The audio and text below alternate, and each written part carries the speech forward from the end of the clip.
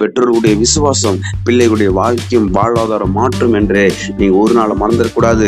பெற்றோர்களுடைய ஜெபம் ஆமென் பிள்ளைகளுடைய வாழ்க்கை வாழ்வாதாரம் எதிர்காலத்தின் ஆசீர்வாதமும் ஆமென் ஆசீர்வதிக்கப்படும் என்று நீங்கள் மறந்துடக்கூடாது. அல்லேலூயா. உங்கள் வாழ்க்கை எப்படி இருக்க வேண்டும் என்று நீங்கள் விரும்புகிறீர்களா? உங்கள் பிள்ளைகள் எப்படி இருக்க வேண்டும் என்று விரும்புகிறீர்களா? உங்கள் பொருளாதார ஆசீர்வாதம் எப்படி இருக்க வேண்டும் என்று விரும்புகிறீர்களா? ஊழியம் எப்படி இருக்க வேண்டும் விரும்புகிறீர்களா? ஆமென் ஆவிக்குரிய வாழ்க்கை எப்படி இருக்க வேண்டும் என்று விரும்புகிறீர்களா? உங்கள் விசுவாசத்தின்படி ஆக கடவுது. மத்தேயு 15ஆம் அதிகாரம் 22 28 வசனத்துல அங்க பாத்தீங்கன்னா, அங்க ஒரு அம்மா ஒரு பெண்ணுக்கு அவங்களுடைய குழந்தைக்கு உடம்பு சரியில்லை. அங்க வந்து சுகத்தை கேக்குறாங்க. சுகத்தை கேட்கும் போது இங்க ஒரு சோதனை வைக்கிறாரு. இந்த அம்மா வந்து யூதர்கள் கிடையாது, கானான் ஸ்திரீ. உடனே கேட்கும்போது ஆண்டவர் சொல்றது, பிள்ளைகளுக்கு கொடுக்க வேண்டிய அப்பத்தை உனக்கு கொடுக்க முடியாது அப்படின்னு சொல்லி ஒரு சோதிக்கிறார். உடனே அந்த அம்மா ஒரு சொல்லுது, அந்த மேஜையில இருந்து கீழே சாப்பிடும்போது மேஜையிலிருந்து கீழே விழும் பொழுது நாய்க்குட்டிகள் தின்னுமே, அது போல எனக்கு அற்புதத்தை கொடுங்க. அல்லேலூயா. அப்போ அந்த அந்த விசுவாசம் ஆண்டவர் சொல்றாரு, உன்னுடைய விசுவாசம் பெரியது. அந்த குருடர்களை பார்த்து ஆண்டவர் சொன்னாரு, உங்கள் விசுவாசப்படி ஆக கடவுது. இந்த அம்மாவுடைய விசுவாசம் ஆண்டவர் சொல்றாரு, உன்னுடைய விசுவாசம் பெரியது. பாருங்க, நான் வாசிக்கிற பாருங்க, மத்தேயு 15:22. அப்பொழுது அந்த திசைகளில் குடியிருக்கிற கானானிய ஸ்திரீ ஒருத்தி அவரிடத்தில் வந்து, ஆண்டவரே, தாவீதின் குமாரனே. இவங்களும் அப்படிதான் கூப்பிடுறாங்க, தாவீதின் குமாரனே. அவங்களும் குருடர்களும் அப்படிதான் கூப்பிட்டாங்க, தாவீதின் குமாரனே. இந்த அம்மாவும் அதேதான் சொல்லுது, தாவீதின் குமாரனே எனக்கு இரங்கும், என் மகள் பிசாசினால் கொடிய வேதனைப்படுகிறாள் என்று சொல்லி கூப்பிட்டாள். 23 வசனம். அவளுக்கு பிரதி உத்தரமாக அவர் ஒரு வார்த்தையும் சொல்லவில்லை. எப்படி வந்து அந்த குருடர்களுக்கு ஒரு வார்த்தை அவங்க தெருவில் நின்று கூப்பிடுறாங்க, ஒரு வார்த்தை சொல்லாம வீட்டுக்கு வந்தாரோ, அதே போல இங்கேயும் இவங்களுக்கு வெறும் வாயின் வார்த்தைனால்தான் தேடுகிறார்களா, இல்ல நம்ம இவங்களோட விசுவாசம் ஆண்டவர் சோதிப்பார். அல்லேலூயா. அவளுக்கு பெருதித்தனமாக அவர் ஒரு வார்த்தையும் சொல்லவில்லை. அப்பொழுது அவருடைய சீஷர்கள் வந்து, இவள் நம்மை பின்தொடர்ந்து கூப்பிடுகிறாளே, இவளை அனுப்பிவிடும் என்றும் அவர் வேண்டிக் கொண்டார்கள். அதற்கு அவர், காணாமல் போன ஆடுகளாகிய இஸ்ரவேல் வீட்டார் அனுப்பப்பட்ட ஒன்றி மற்றபடி இல்லை என்றார். அவள் வந்து, ஆண்டவரே எனக்கு உதவி செய்யும் என்று அவரை பணிந்து கொண்டாள். மீண்டும் மீண்டும் மீண்டும் வந்து ஆண்டவர்கிட்ட வந்து கேட்கறாங்க. இடைவிடாமல் ஜெபம் பண்ணது எவ்வளவு ஒரு முக்கியம். இது பாருங்க, நம்ம ஒரு வாட்டி ஜெபம் பண்ணிட்டு உடனே நம்ம என்ன பண்றோம், அதிசயம் நடக்கல, அற்புதம் நடக்கல, உடனே நடந்ததுன்னு நினைக்கிறேன். ஆண்டவர் நம்ம சோதிக்கிறார் பாருங்க. இந்த அம்மா கூப்பிடும் போது அவர் அமைதியா இருக்கிறார், அந்த குருடர்களை கூப்பிடும் போது அவர் அமைதியா வந்துடுறார். மீண்டும் மீண்டும் இந்த அம்மா வந்து கேட்கறாங்க. இடைவிடாமல் ஜெபம் பண்ணது ரொம்ப அவசியம். நம்ம உடனே இன்னைக்கே வந்துட்டு இன்னைக்கே எல்லாமே கிடைச்சாலும் கிடைக்காது. ஆண்ட சமூகத்தில் காத்திருக்கும், ஜெபிக்க வேண்டும். இன்னைக்கு தாமதமாக தான், இடைவிடாமல் கேட்க வேண்டும். அல்லேலூயா. நம்ம பின்தொடர்ந்து வந்து கேட்கறாங்க பாருங்க, ஆண்டவரே எனக்கு உதவி செய்யும் என்று அவரை பணிந்து கொண்டாள். ஃபர்ஸ்ட் வந்து கூப்பிட்டாங்க, அதுக்கப்புறம் பணிந்து கொள்றாங்க. 26 வசனம். அவர் அவளை நோக்கி, பிள்ளைகளின் அப்பத்தை எடுத்து நாய்க்குட்டிகளுக்கு போடுகிறது நல்லதல்ல என்றார். அதற்கு அவள், மெய்தான் ஆண்டவரே, ஆகிலும் நாய்க்குட்டிகள் தங்கள் எஜமான்களின் மேஜைகளில் இருந்து விழும் துணிக்கைகளை தின்னுமே என்றார். இயேசு அவளுக்கு பிரதி உத்தரமாக, ஸ்திரியே, உன் விசுவாசம் பெரியது. அல்லேலூயா. என்ன சொல்றாரு, உன் விசுவாசம் பெரியது என்றார். நீ விரும்புகிறபடி உனக்கு ஆக கடவுது. அந்நேரமே அவள் மகள் ஆரோக்கியமானாள். பாருங்க, ஒருடைய பெற்றோர்களுடைய விசுவாசம் பிள்ளைகளுடைய வாழ்க்கை வாழ்வாதாரம் மாறுது பாருங்க. ஆண்டவர் வந்து அந்த பிள்ளை போயிட்டு அவர் ஜெபம் பண்ணல, தொடரல, எதுவும் பண்ணல.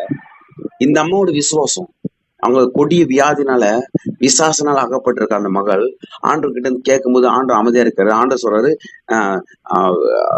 பிள்ளைகளுக்கு கொடுக்க வேண்டிய அந்த சுகத்தை உனக்கு கொடுக்க முடியாது, நீ அந்நிய ஸ்திரியா இருக்கிற.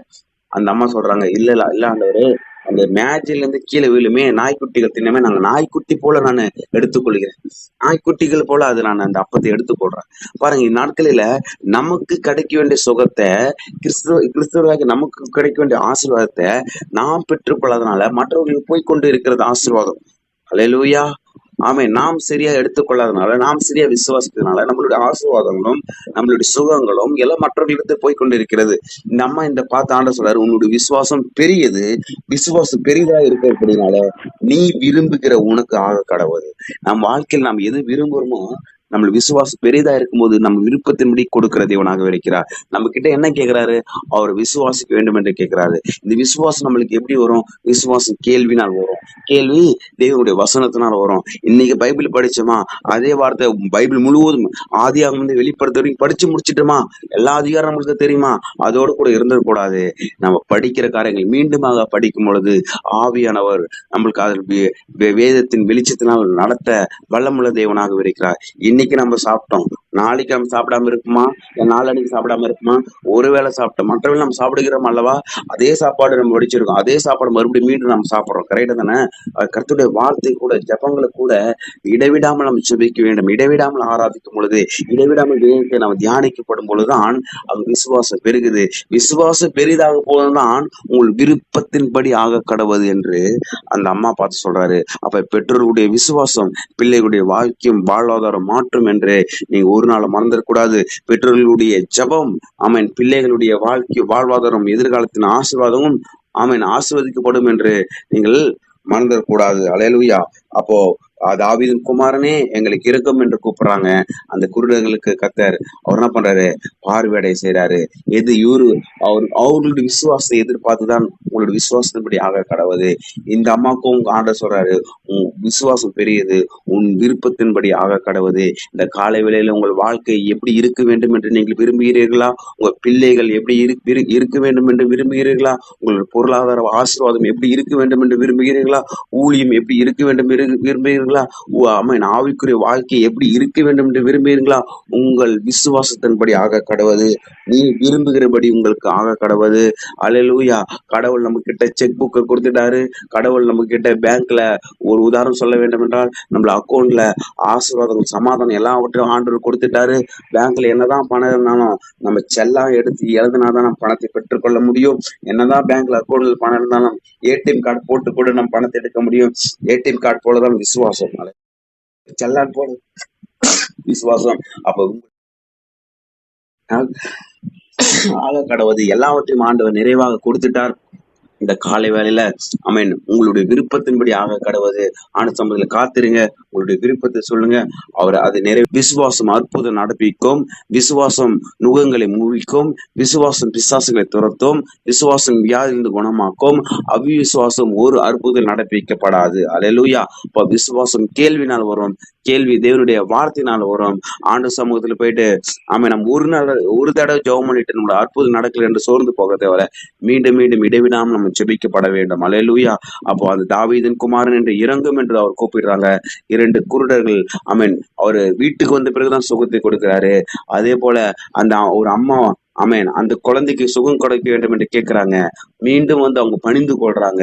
இடைவிடாமல் ஆராதிப்பது ரொம்ப முக்கியம். இடைவிடாமல் கர்த்தரை தேடும் பொழுது, இடைவிடாமல் நம்ம ஜெபிக்கும் பொழுது, இடைவிடாமல் தேவனுடைய வார்த்தையை நம்ம தியானிக்கப்படும் பொழுதுதான் நம்ம வாழ்க்கையில இடைவிடாமல் விசுவாசம் பெருகி கொண்டே இருக்கும்.